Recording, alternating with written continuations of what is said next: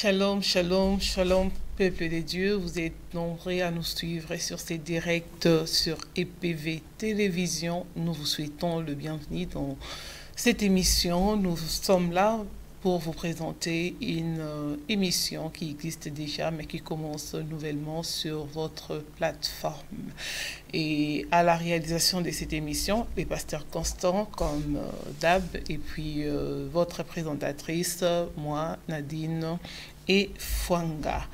Et je vais vous présenter le serviteur de Dieu que nous avons reçu sur ces plateaux pour cette nouvelle émission. Il s'appelle les prophètes Jean-Paul Abo Osakano. Bonsoir prophète. Bonsoir sœur Nadine. Vous allez bien? Ça va. Nous sommes dans la joie de vous avoir pour la toute première fois sur EPV Télévision. Je suis ravi. Tout le plaisir en tout cas est pour moi. Le cadre est magnifique. Quand on regarde à la maison, on ne se rend pas compte de comment les choses sont ici. Je suis béni et que Dieu vous bénisse aussi. Amen. Merci beaucoup. Et vous êtes là pour la toute première fois. Et votre émission, c'est la pluie de l'arrière-saison. La pluie de l'arrière-saison, parce que je me dis que l'Église marche petit à petit vers ces moments, vers son dénouement, vers ce moment où le Seigneur viendra chercher l'épouse. Et la pluie de l'arrière-saison, parce qu'il y a eu une pluie de la première saison, c'était à Pentecôte quand le Saint-Esprit est descendu, quand le Saint-Esprit est venu sur l'Église et que la Bible dit, on a vu des langues semblables à des langues de feu, n'est-ce pas, séparées les unes des autres, s'est posé sur la tête de toutes les personnes qui étaient réunies ces jours-là. C'était le départ de quelque chose de glorieux. C'était la pluie, la première, dont avait besoin le chant, l'église de Jésus-Christ.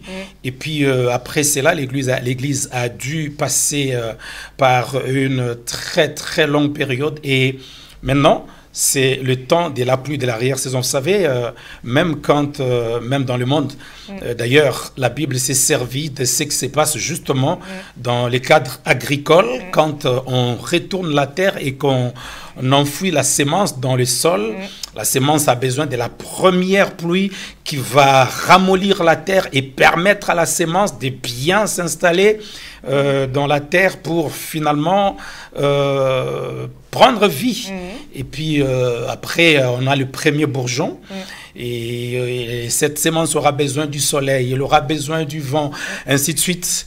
Et quand on estime que la sémence est arrivée à maturité, on les saura quand viendra la pluie de l'arrière-saison, la dernière pluie avant la récolte. Voilà pourquoi nous avons appelé notre émission la pluie de l'arrière-saison, car très bientôt, après cette pluie, après cette grande période de réveil, tout ce qu'on voit, les signes, les prodiges, les miracles, dans des pays comme l'Indonésie, vous vous rendez compte, en Inde, au Brésil, le Nigeria, qu'il y a quelques 30 ans auparavant, n'était pas une terre totalement acquise à Christ, mais qui est devenue aujourd'hui une terre chrétienne.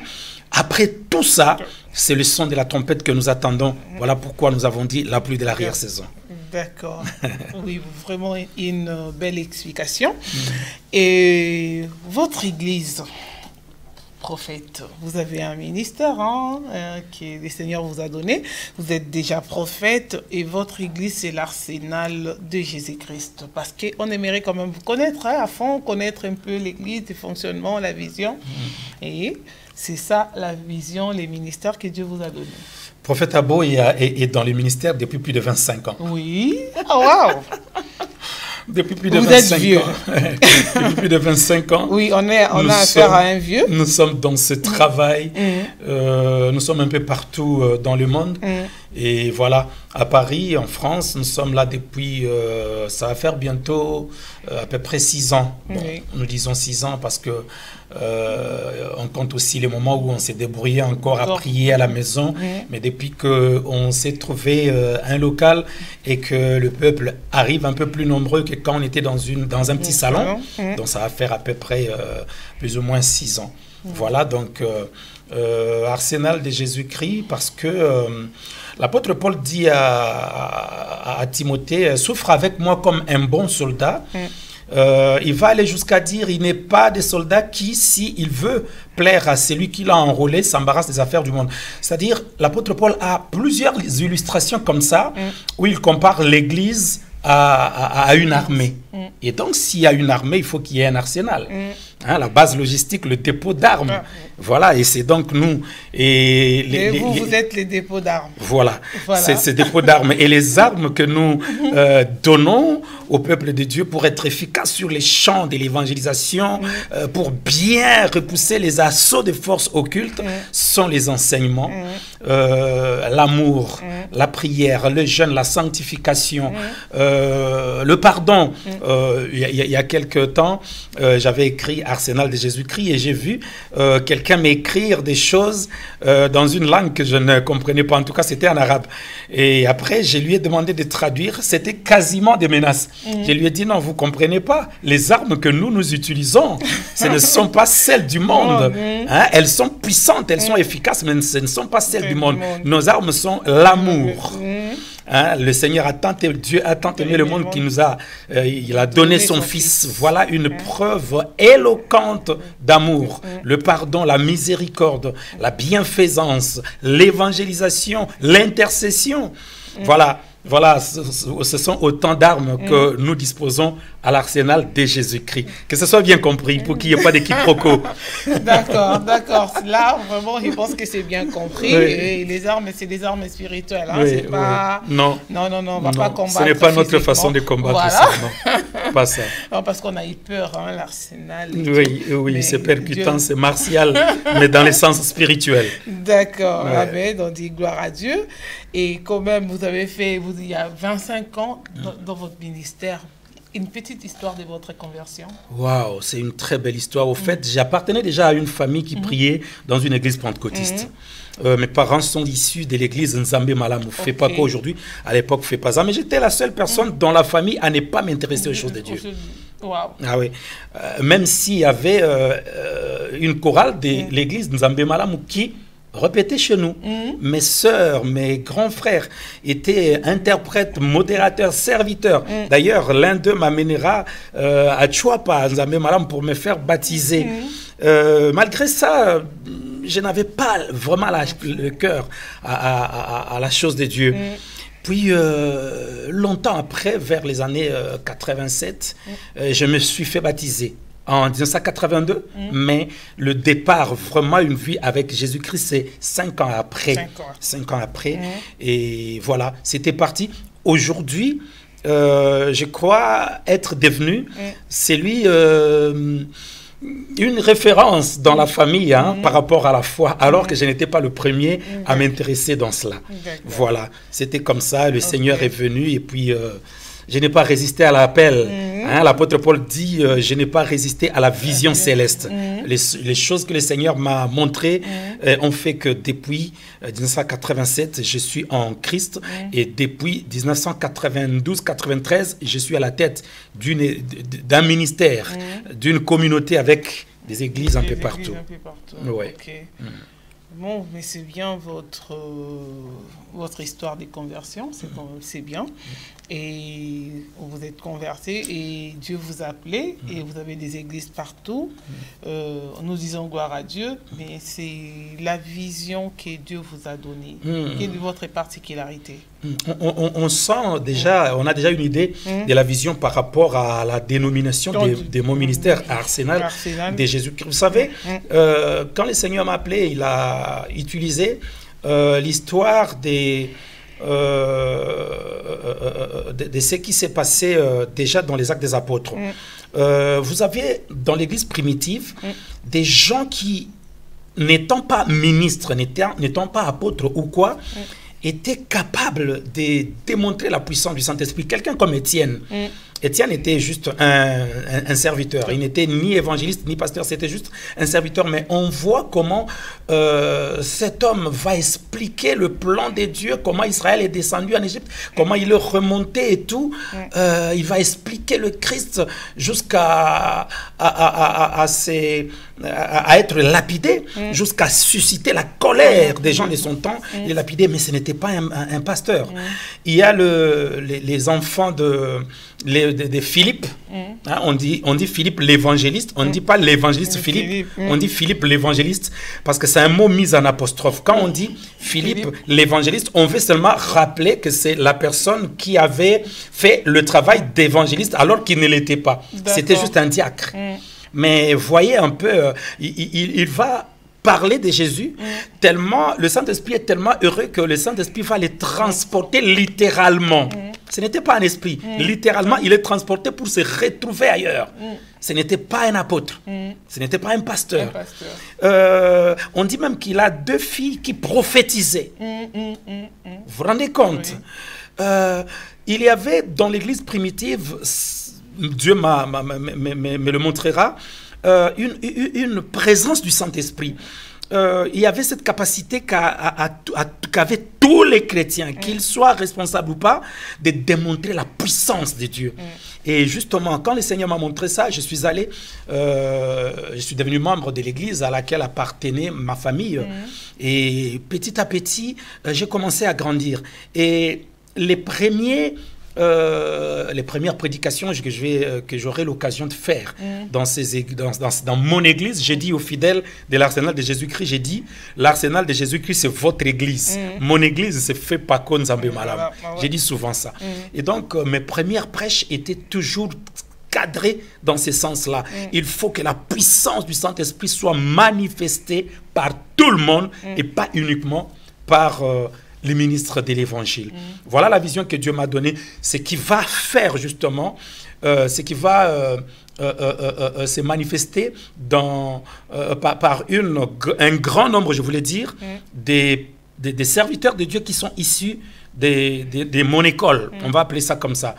J'ai, par la grâce de Dieu, j'ai des hommes de Dieu qui sont partout dans le monde, qui ont des églises plus grandes, qui ont des ministères plus importants, entre guillemets, que moi. Justement, je me rends compte que oui, le Seigneur avait raison. Dans la vision qu'il m'a donnée, c'est celle d'amener les chrétiens à comprendre que le Seigneur, Dieu était en Jésus-Christ, comme le dit 2 Corinthiens, chapitre 5, à partir du verset 9 jusqu'au verset 19. La Bible dit, Dieu était en Christ.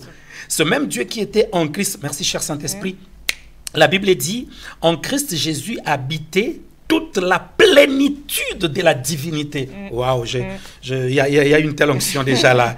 Hein, la Bible dit, en Christ, tout ce que Dieu était, il a déversé en Jésus-Christ. Donc, toute la plénitude de la divinité habitait en Christ. Tout ce que Jésus était, il a déversé dans l'Église sous la forme du Saint-Esprit. Et le Seigneur attend que nous fassions plus que lui. Ce n'est pas par hasard s'il a dit, celui qui croira en moi fera les œuvres que je fais et même qu'il en fera de plus grands, car je m'en vais au Père. Donc il y a eu ça. Le Père se déverse dans le Fils se déverse dans l'Église par le Saint-Esprit. Et donc ma mission, ma vision, mon message est canalisé dans ce sens-là. Intercesseur, membre du service de protocole, comité de soutien. Tout le monde doit être une arme efficace pour démontrer que Jésus-Christ est Seigneur. Amen. Voilà. Merci beaucoup. Merci beaucoup, prophète. En passant, que vous avez un père spirituel et vous croyez au père spirituel. Hein? Oui. Oui, sans père spirituel, on commet des erreurs. Sans père spirituel, on fait des bêtises. Sans père spirituel, on se perd. On va garder ça. Sans père spirituel, on se perd. D'accord. Ah oui. D'accord. Ah oui. Tant mieux. Tant mieux. Et il est parlé en langue aussi, vous croyez à ça? S'il n'y a pas le parler en langue, ce serait une contradiction de la Bible.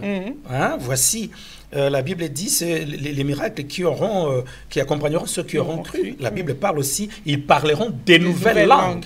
Quand on regarde l'Église primitive, les actes des apôtres, on parle du parler en langue. C'est vrai, le parler en langue a deux dimensions. Il y a le parler en langue exolalique, où le contenu concerne les personnes autour de nous. Et il y a le parler en langue glossolalique, quand le contenu du message nous concerne nous-mêmes. Je peux être en train de parler en langue. La Bible dit, c'est lui qui parle en langue s'édifie lui-même. C'est lui qui prophétise, édifie les autres.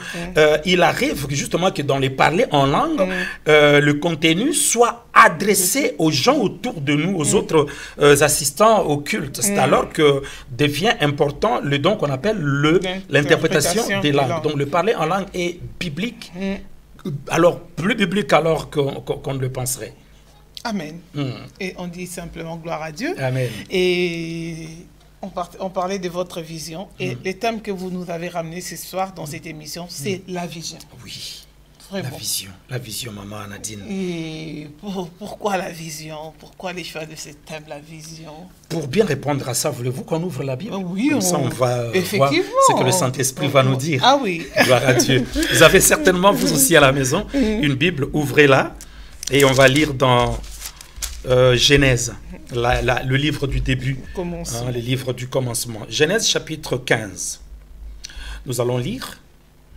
Je vais remonter au premier verset, mais nous nous arrêterons au verset 5, car le verset 5 constituera l'axe directeur autour duquel s'articulera toute l'exhortation, tout le message. Amen. Après ces choses, nous dit la Bible, la parole de l'Éternel fut adressée à Abraham.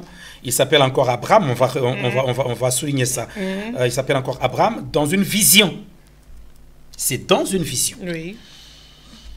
En disant, ne crains point Abraham, je suis ton bouclier et ta très grande récompense. Et Abraham répondit, Seigneur éternel, que me donneras-tu?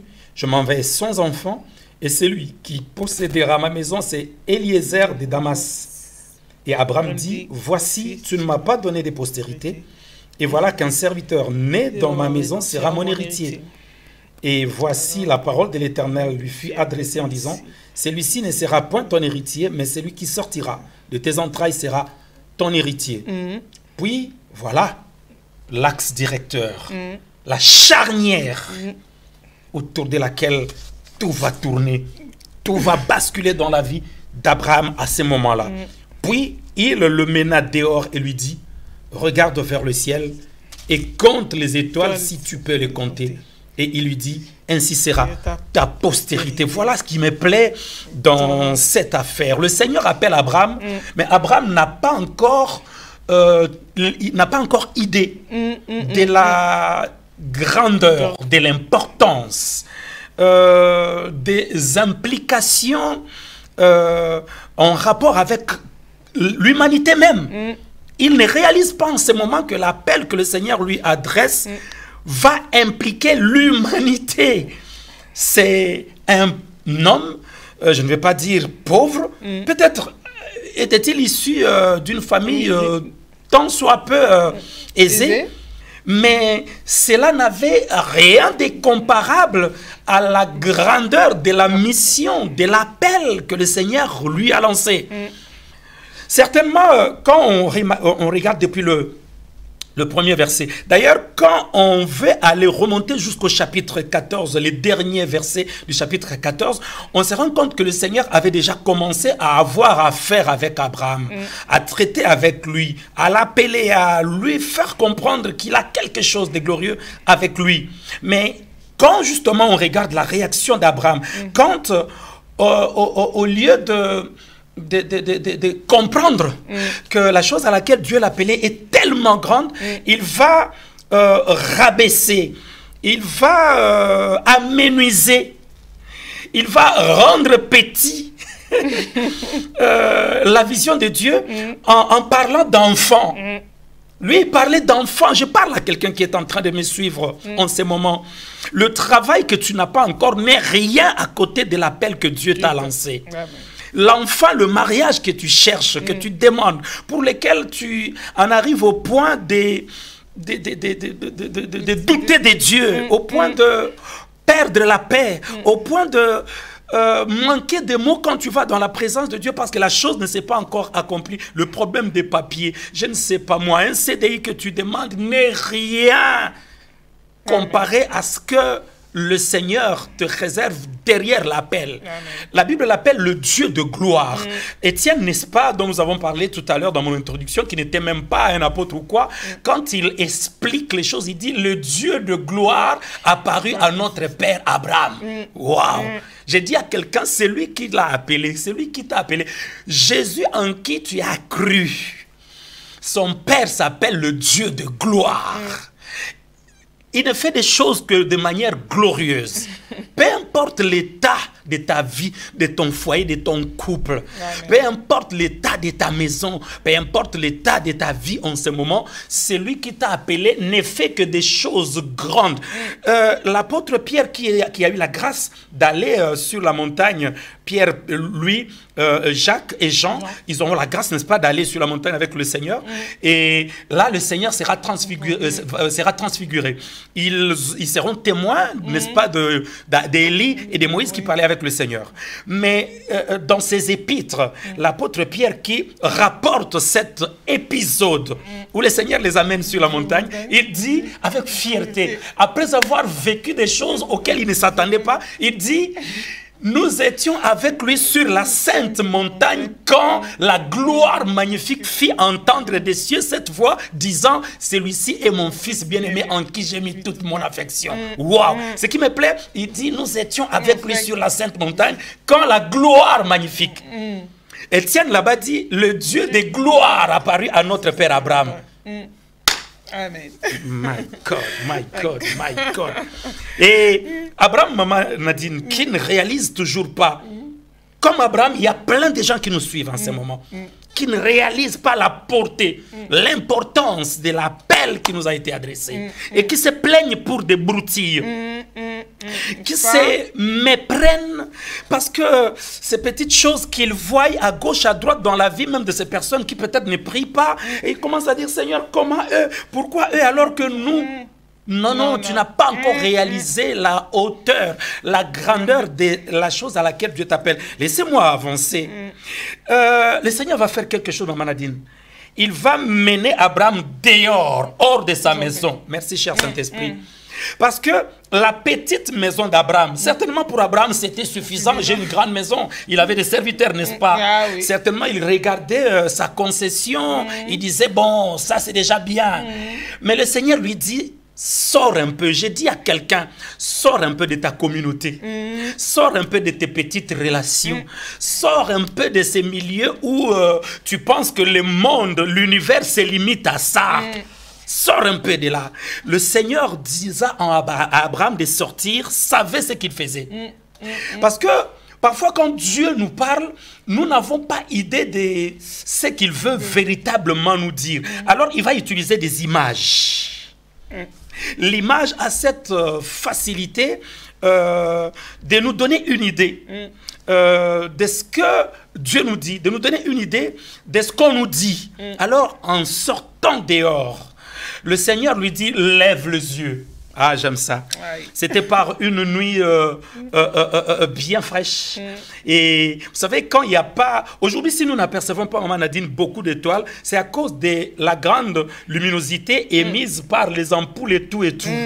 C'est alors que nous ne réalisons pas qu'il y a tant d'étoiles. Alors, à ce moment-là, il n'y avait pas toutes ces lumières, ces ampoules à LED et tout. Le Seigneur lui demande de lever les yeux. Abraham lève les yeux au ciel et il voit ces tissus des cieux truffés de milliards d'étoiles. Wow. Chaque étoile avait le visage de Maman Nadine, de Papa Constant.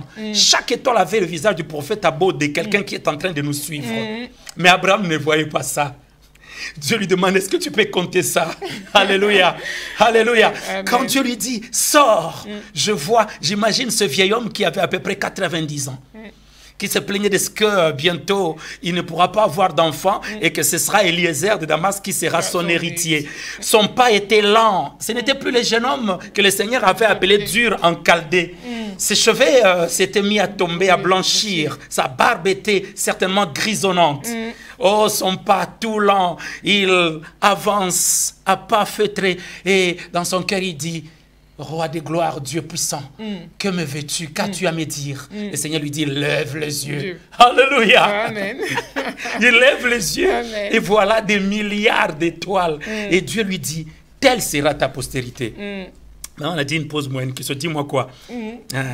Souvent, quand nous abordons ce passage, Oui. nous parlons des étoiles en termes de nombre seulement. Or, la parole de Dieu, on doit la prendre en entier. Aïe, aïe.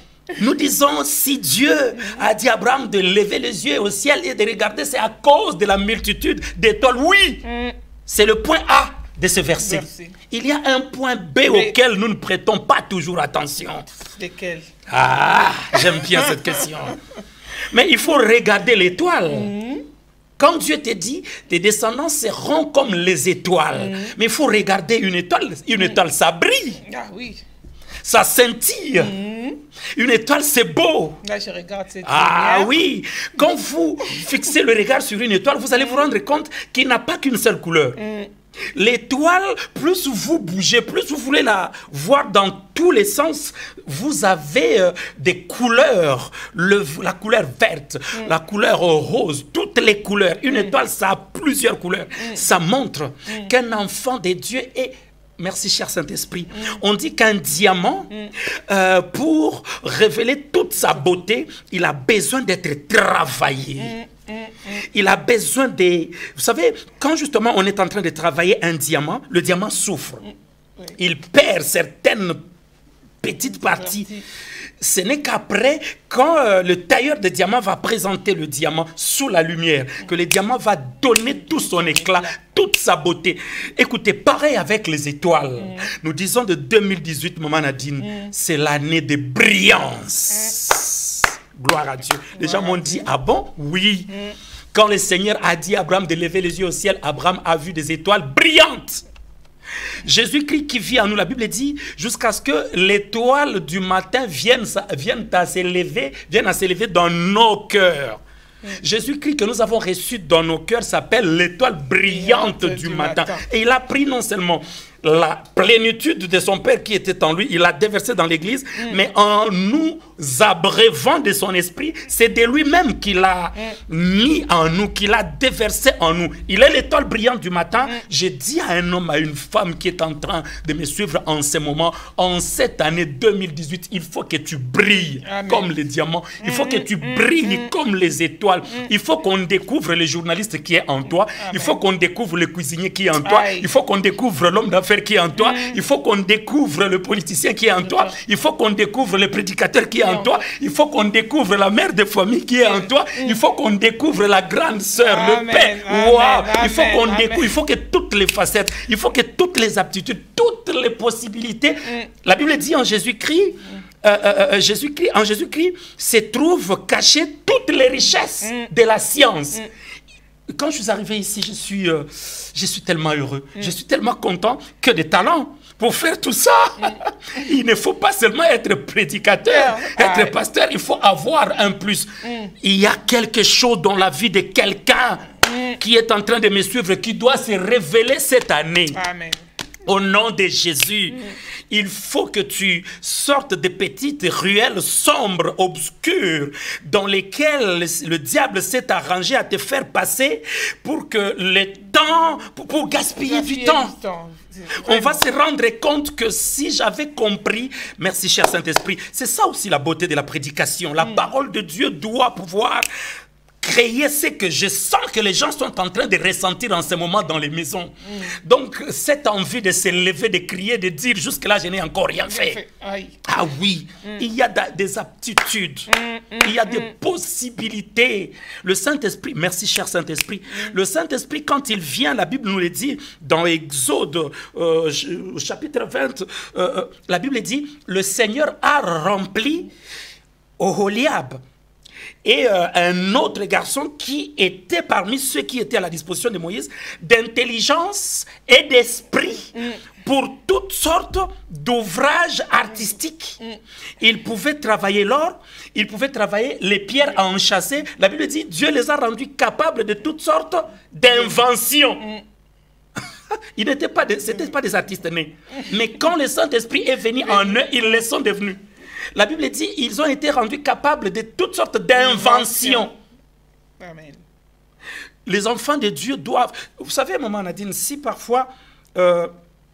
les gens du monde nous disent, il y a quelques années, il y a très longtemps, maman Nadine, pour revenir encore au début de mon ministère, à ma conversion et tout, je passais sur les plateaux de aux RT à l'époque. Ce n'était pas donné à tout le monde. Il y avait un journaliste spécialiste pour casser les serviteurs de Dieu. Quand vous passiez sur le plateau avec lui, vous devez vous préparer. J'avais fini de présenter mon message.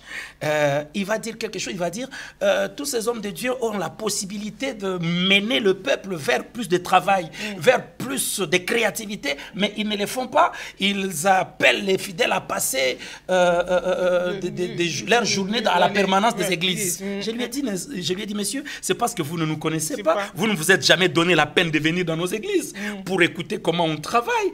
Il dit, oui, justement, parce que vous avez le moyen, vous savez haranguer les gens. Il a dit ça. Vous savez haranguer. Les harangues, ce sont les discours. Je fais aussi les latins. Les harangues, ce sont ces discours au cours desquels l'orateur excite, réveille, oh, alléluia, pousse les gens à aller de l'avant. La prédication de l'évangile, maman Nadine, doit avoir cet effet-là. Au moment où je suis en train de parler, je dis à quelqu'un, sors un peu dehors. Sors un peu de ton environnement. Il n'est pas normal que parce que je suis congolais, je ne dois avoir que des relations parmi les Congolais. Mais non. Écoutez, il y a autre chose. Merci, cher Saint-Esprit. Il arrive, maman Nadine, que les gens du monde disent que la familiarité engendre le mépris. Et c'est la vérité. Il arrive que les gens t'ont tellement vu. Tu peux être la femme la plus belle, l'homme le plus beau, le plus intelligent, le plus talentueux, mais la familiarité, tellement on t'a vu au réveil quand tu ne t'es pas encore coiffé, on t'a vu au réveil quand tu n'es pas encore tiré à 4 épingles, on t'a vu quand tu as faim, on t'a vu quand tu n'as rien dans les poches, on t'a vu dans ton état le plus pitoyable, que tout ce que tu as de clinquant, tout ce que tu as de brillant, tout ce que tu as de beau, on ne le voit plus. Alors, sors un peu dehors. Abraham, sors dehors. Sors dehors. Il y a un autre univers qui t'attend. Des nouveaux contacts. L'année 2018, au nom de Jésus, doit être une année de nouvelles relations. Amen. De nouvelles connexions. J'ai dit à un homme de Dieu qui est en train de me suivre avant le 31 décembre de cette année, toi et moi, on prendra les vols d'avion pour le monde entier, les 4 coins. J'ai dit à un homme, à une femme, à un serviteur, une servante de Dieu, avant le 31 décembre de cette année, des stades, des salles remplies d'enfants de Dieu venus écouter comment tu parles de ton Jésus à cause de ce qu'il va faire dans ta vie, au nom puissant de Jésus-Christ. Sors un peu dehors. La vision, tout est là-dedans, tout est dans la vision. Le Seigneur qui est Dieu savait que les 4 murs d'Abraham l'empêchaient de comprendre ce à quoi il était appelé. Alors Dieu lui dit, sors un peu dehors. Je dis à quelqu'un, sors un peu de ta maison, de tes relations. J'insiste sur ça. Vous savez, si la foi vient de ce qu'on entend, maman Nadine, la vision vient de ce qu'on voit. Soit physiquement, soit dans notre esprit. Amen. Si la foi vient de ce qu'on entend, la vision vient de ce qu'on voit, soit avec les yeux physiques, soit dans notre esprit. Ça, c'est très important. Beaucoup de gens pensent que le Seigneur a quelque chose à voir avec leur âge. Vous pouvez avoir dépassé l'âge ou l'âge selon le monde dont on dit on a encore des chances pour se marier, on a encore des chances pour ceci ou pour cela. Moi, j'aime bien le témoignage d'un homme qui est devenu l'un des hommes les plus puissants du monde. Il dit qu'il avait à peu près 47 ans et qu'il commençait à se réveiller le matin avec un peu de douleur, un peu de rhumatisme, un peu de... Voilà, il commençait à vieillir, mais c'est le moment où sa carrière politique a pris de l'élan jusqu'à devenir l'homme le plus puissant du monde, en étant noir en plus. Je dis à quelqu'un, les années qui passent ne peuvent pas empêcher Dieu de t'élever, de te bénir, de t'amener dans ta destinée.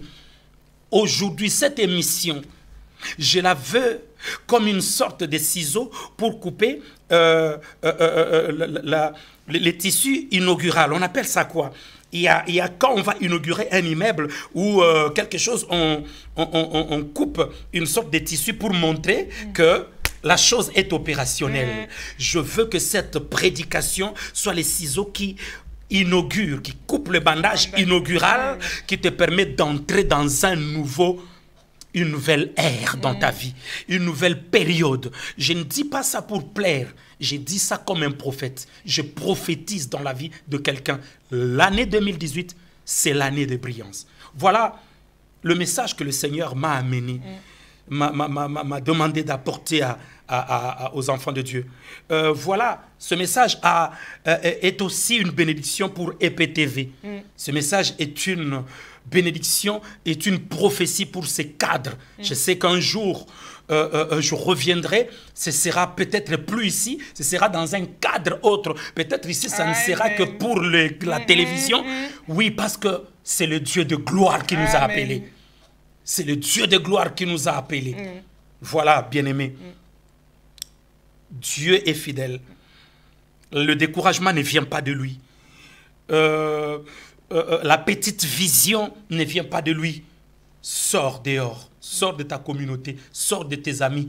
Je ne dis pas de t'éloigner de ceux avec qui, ceux qui vous ont aidé à arriver où vous en êtes aujourd'hui. Non, non, non. J'ai dit qu'il y a encore plus. Il y a encore plus, il y a encore des choses que nous pouvons expérimenter avec le Seigneur. Mais il faut sortir de ce carcan, il faut sortir de cet environnement où on ne reconnaît plus nos qualités, où on ne reconnaît plus nos talents, où on ne reconnaît plus ce que nous valons. Oui, vous savez, j'ai découvert, Maman Nadine, que le diable ne pouvant plus posséder les enfants de Dieu. Parce que le Christ vit en eux. Il va s'arranger pour créer autour de la plupart d'enfants de Dieu des situations qui les font hésiter. Des situations dans lesquelles, vous savez, quand le diable va commencer à répandre des mauvaises nouvelles sur certaines personnes, c'est pour qu'ils aient honte de sortir. C'est pour les obliger à rester sur place. Quelqu'un qui est en train de me suivre en ce moment, je le sens dans mon esprit. On a raconté tellement de choses sur toi. On a raconté même que tu es devenu fou. On a raconté que tu avais touché aux fétiches et que les fétiches se sont retournés contre toi. Tu t'es recroquevillé dans la maison. Tu t'es replié sur toi-même. Tu as même changé ton numéro de téléphone. Je sens ça dans mon esprit. Tu as même changé de numéro de téléphone. Tes amis se plaignent de ce qu'on ne te voit plus. Tes amis se plaignent, la famille même se plaint de ce que tu ne veux plus leur rendre visite à cause d'un événement, à cause de quelque chose qui est arrivé dans ta vie. Je vais te dire, la vie, l'environnement, l'univers, ce n'est pas seulement ce coin, ce monde où tu as aujourd'hui mauvaise réputation. Dieu me dit de te dire, il va t'ouvrir des horizons, des nouveaux horizons. Et là-bas, on découvrira ce que tu es réellement. On va découvrir ce que tu es. Au nom puissant de Jésus-Christ. Ce message, c'est pour toi. Le numéro de téléphone est là. Appelle-moi, appelle-nous, écris-nous. On a dit des choses, on a raconté des histoires sur toi. Tu as eu un problème de santé, tu as eu un problème avec la tête. Les gens ont raconté, les gens ont interprété, c'est la mal. Et tu as dû changer de numéro de téléphone. Tu as fui les milieux que tu fréquentais, les amis que tu fréquentais. Tu ne sais plus être avec eux. Mais le Seigneur m'envoie te dire, sors dehors. Sors dehors. Sors dehors au nom de Jésus. Voilà, bien-aimé. Voilà, Maman Nadine. Ah, on avait tellement survolé. C'était tellement envolé. Amen, amen. Vraiment, que Dieu vous bénisse. Il y a un petit commentaire. Il y a un frère qui se souvient de cette prédication. Amen. Et qui dit que Dieu vous bénisse. Wow. Parce que c'est les frères Mbouta. Frère Mbouta, sois béni, sois béni, sois béni. Je suis très content que tu sois là. Waouh. Ah oui, voilà. Voilà, ça tombe bien. Soyez béni, Frère Mbouta. Vous savez, prophète, vous nous ramenez de messages d'espoir, des messages de changement, qu'il faut faire ça, qu'il faut faire ça. Il y a beaucoup qui ont écouté déjà ces genres de messages. Ils disent, non, les prophètes nous disent de sortir dehors, de regarder les étoiles. Ça, c'était l'histoire d'Abraham. C'est pas mon histoire, ça. Moi, c'est peut-être autre chose. Moi, je vais regarder autre chose. L'histoire des étoiles, c'est déjà passé. Et pour moi, c'est quoi? Voilà, justement, quand nous avons parlé d'étoiles, nous avons voulu, quand la Bible a parlé d'étoiles, la Bible a voulu nous donner une idée de la grandeur de la chose à laquelle le Seigneur a appelé Abraham. Oui, pour quelqu'un d'autre, ça peut être une entreprise. Pour quelqu'un d'autre, ça peut être une carrière dans la politique. On a besoin, dans ces domaines-là, qu'il y ait aussi des nôtres qui apportent un son des cloches différent, qui apportent, la Bible dit, nous sommes le sel de la terre, la lumière du monde. Là où les politiciens du monde ont échoué, nous pouvons apporter un plus.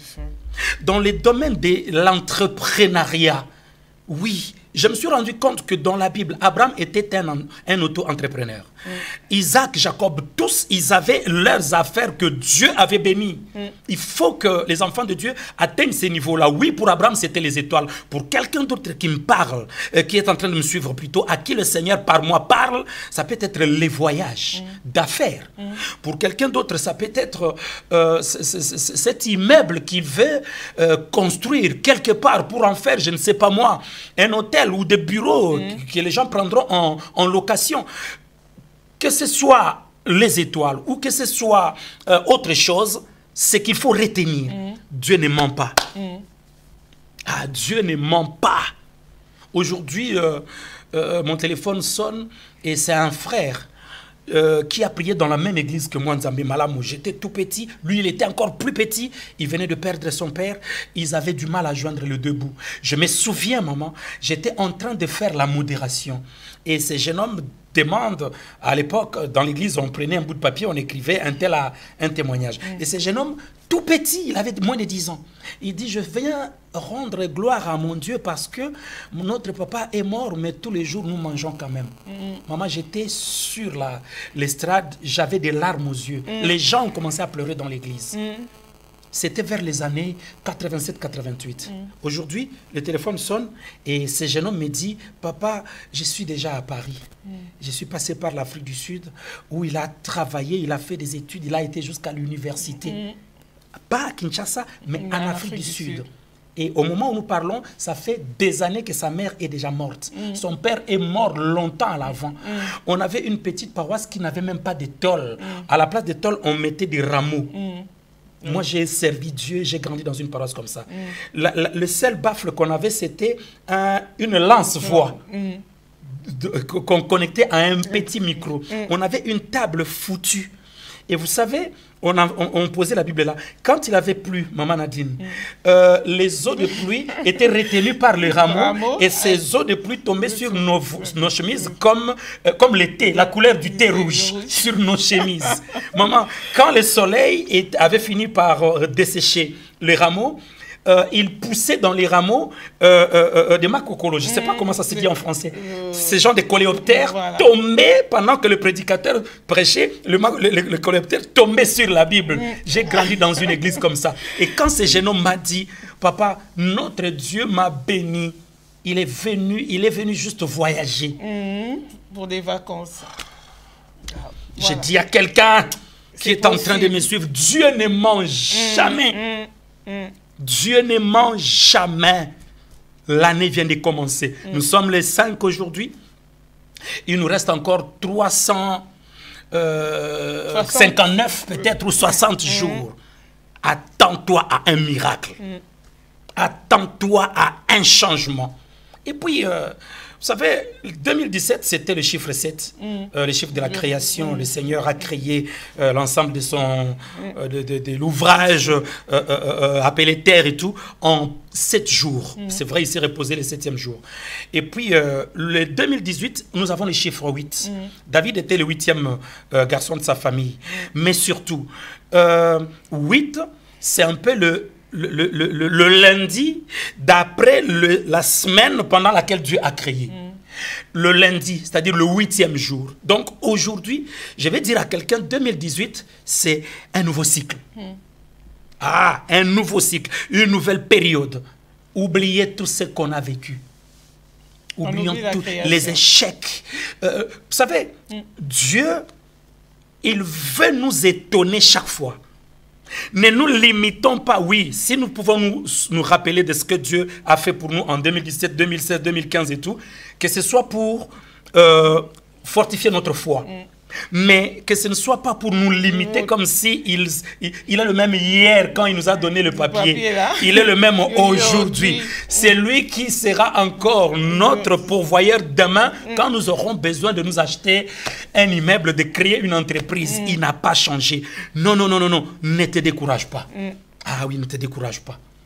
Ne te décourage pas.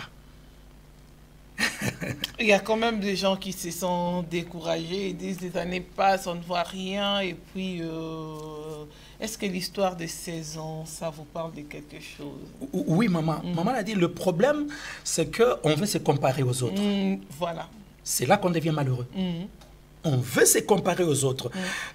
Si Dieu a béni un frère, une sœur, ça doit nous parler dans le sens Dieu le fera aussi avec moi. Et non pas, Seigneur, mais moi tu m'as oublié. Il n'oublie personne. Nous avons un Père extraordinaire qui pour chacun de ses enfants, il a un projet. Ah oui. Et ce projet se réalisera en temps et en heure. Parce que Dieu n'est pas un Dieu de désordre. Jésus a dit à ses contemporains, au jour de sa chair, il a dit, votre temps est toujours là, mais mon heure n'est pas venue. Ainsi en est-il.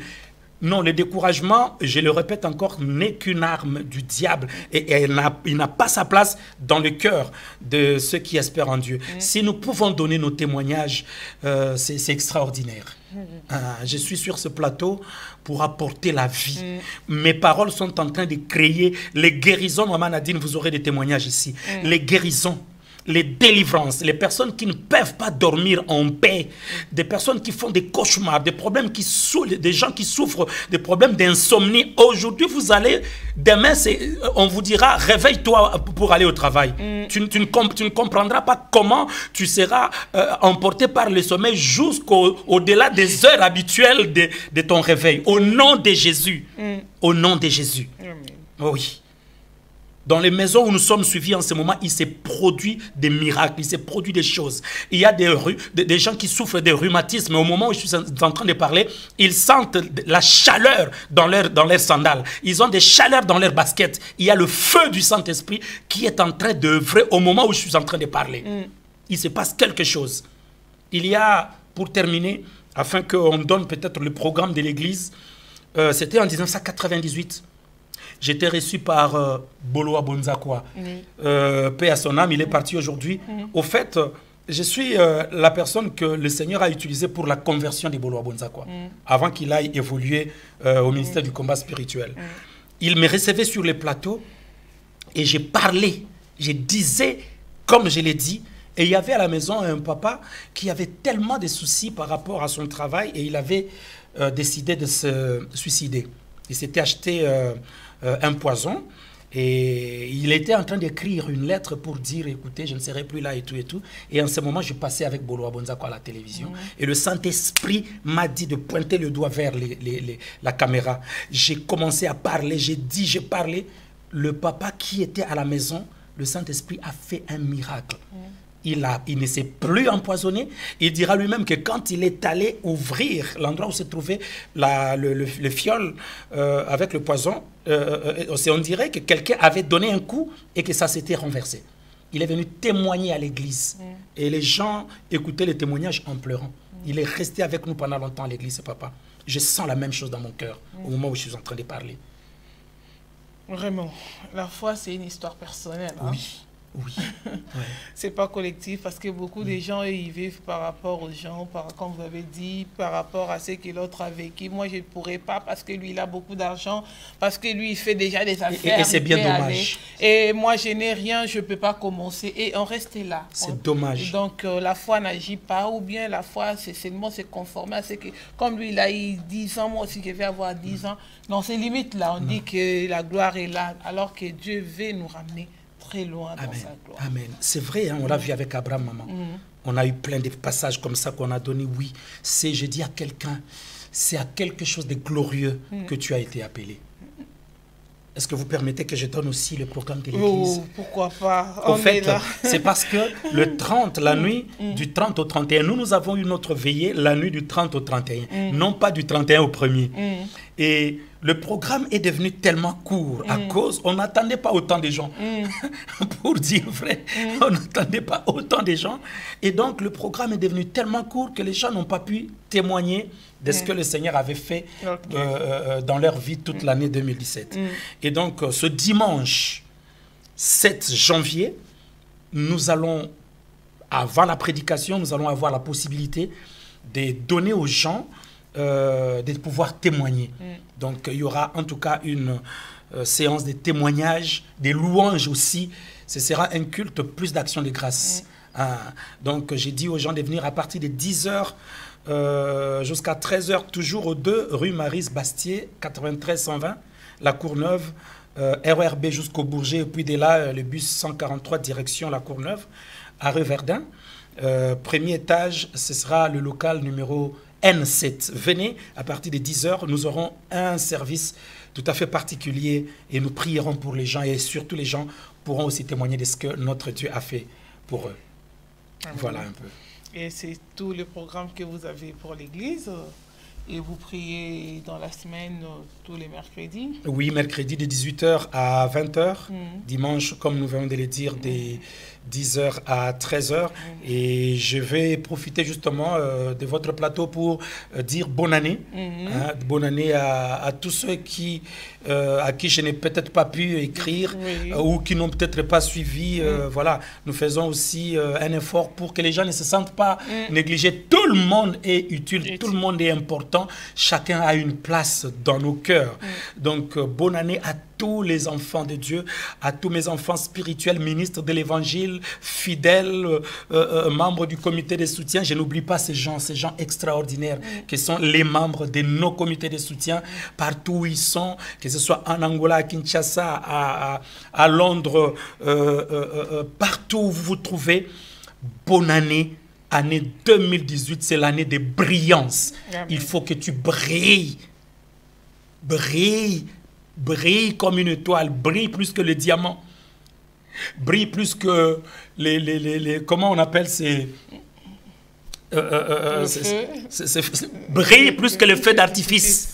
Voilà, il faut que ton éclat soit aperçu aux confins de la terre. Il faut que de loin, les gens t'appellent pour dire, nous avons appris que Dieu est avec toi. Voilà ce que je peux dire. Amen. Prophète, que Dieu vous bénisse. Hein. Qui vous bénisse, Maman Nadine. On a été richement bénis sur ces plateaux de EPV Télévision, dans cette émission, la pluie de l'arrière-saison. Amen. Et nous croyons en votre présence sur EPV Télévision. En tout cas, je reviendrai le plus souvent possible. D'accord, que Dieu vous bénisse vraiment. Et nos salutations à toute l'Église Arsenal de Jésus-Christ. Amen, amen. Et à tout le peuple des dieux qui nous ont suivis à travers les mondes. Je salue aussi l'Église pentecôtiste de la Victoire. Je salue Papa Alpha Lushima. Je salue Papa Constant, Maman Nadine, tous les serviteurs et servantes dans l'Église. Soyez bénis, nous sommes un. Amen. Nous sommes un. Amen. Et nous saluons aussi votre épouse. Hein, et Maman Lila, les enfants je salue Maman Lila, je salue Noëlla Chelsea à la maison où vous vous trouvez. Soyez bénis. Elle vient d'avoir, ma fille vient de totaliser ses 10 ans. C'était le 25 décembre à Noël qu'elle était née. Donc une fois encore, joyeux anniversaire. Voilà. Que Dieu vous bénisse. Merci à vous et on se revoit prochainement sur ces plateaux. Et merci au pasteur Constant qui a réalisé cette émission et merci à vous tous qui avez suivi et partagé, aimé surtout cette émission de ce soir. Et nous allons revenir à vous dans d'autres émissions et que le Seigneur puisse vous bénir. Et on s'est dit à très bientôt et bonne suite de programmes sur EPV Télévision. Nous sommes là en direct, nous sommes là tous les jours. Nous diffusons 24/24. Vous voulez passer une émission, passer une prédication, n'hésitez pas à nous contacter. Nos contacts sont là. Vraiment, le Seigneur vous bénira. Et n'hésitez pas à soutenir aussi cette œuvre. Que Dieu vous bénisse. À la prochaine.